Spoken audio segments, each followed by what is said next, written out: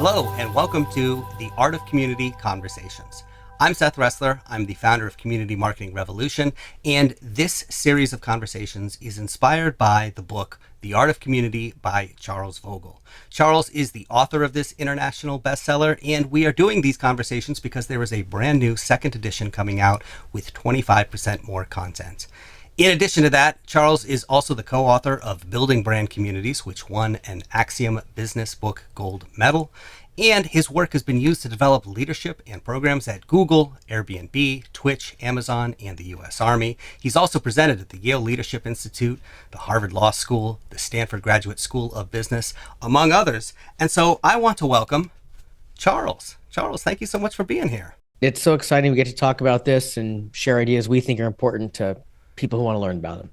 Yeah, I love this book, and it has inspired me so much, and this concept of community.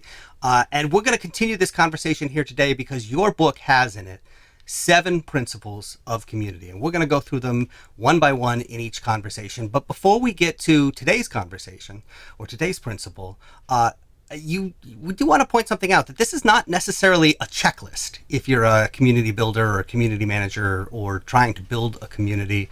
How should people think about this as they approach this list of 7 principles? Absolutely, Seth. The book is, hundreds of pages at this point, and it has no less than 7 important principles, which have obviously resonated around the world.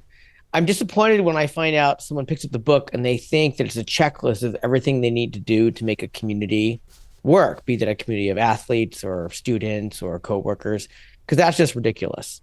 It's true that when we find very, very mature communities, been together for decades or hundreds of years, we'll find levels of each of these principles operating at some level, but it doesn't need to be that every community that gathers around loving books or loving walking in parks has to have all 7 principles used all the time. The metaphor I like to use is if we're making a dinner, we don't go to a cookbook and make sure that every dinner has fried food, broiled food, sauteed food, boiled food, grilled food. That would be ridiculous. You can have a fantastic meal with things that are only baked. Right. And if that meal is great for you, that's great. And if you want to be a cooking master, if you want to be able to make meals with any ingredients at any place, it would be good if you understood more than one technique and you understood what a broad range of cooking might include as far as techniques. But that doesn't mean that every meal needs to have a long checklist of cooking techniques. And I think of the book that way. Also, once you are familiar with these principles, when these things show up in a community naturally, like people want rituals, or there's different levels of participation in rings, you can recognize what's going on instead of just thinking that's curious or funny.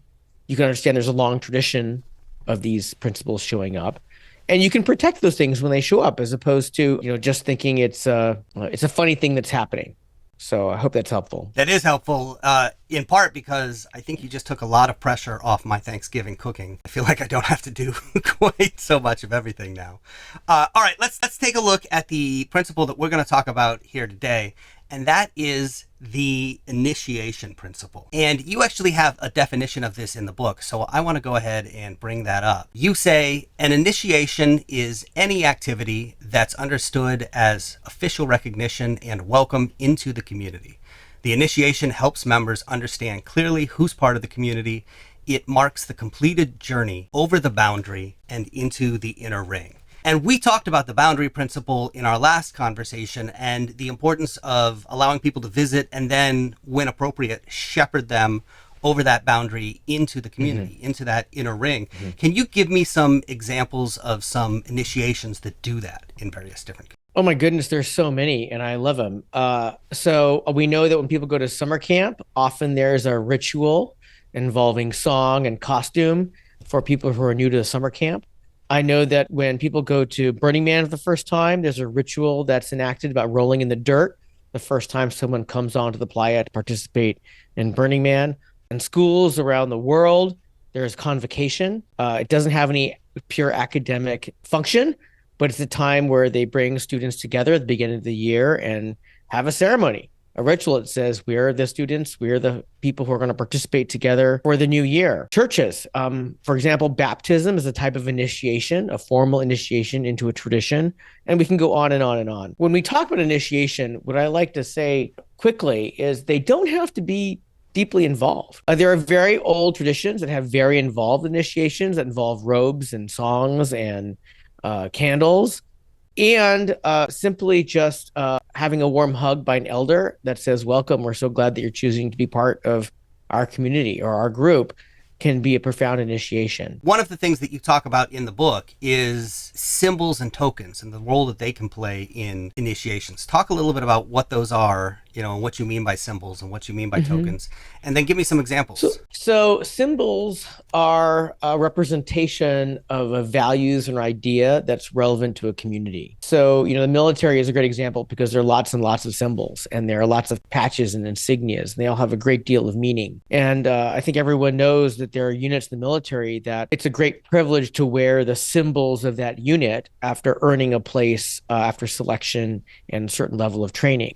In all branches of the military. And so the symbols indicate both to the person who's being initiated, and if people understand it outside to the world, that they're formally part of that community. But it's actually not important that people outside the community recognize the symbol. In fact, there are a lot of organizations that have relatively secret symbols in the sense that those symbols can be in the world, but others don't know what they mean.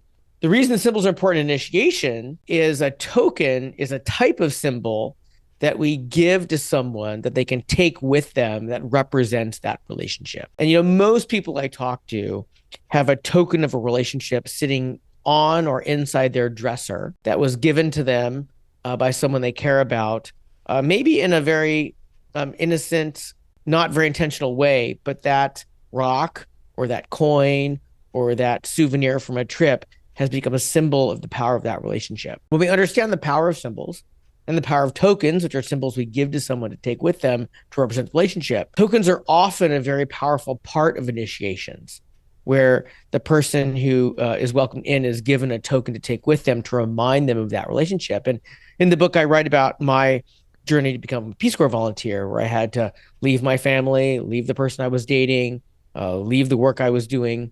And then I literally traveled to another continent, started learning another language, spent months in training, and there was a day where there was a ritual where I would become a Peace Corps volunteer. And at that ritual that involved someone from the State Department, I was given a pin with the Peace Corps logo on it. And that pin was not special from any other pin with the Peace Corps logo on it. You could buy them probably by the hundreds. But that particular pin was special to me because it was the pin I got on the day that I was formally made a Peace Corps volunteer after months of training and changing my whole life to do that.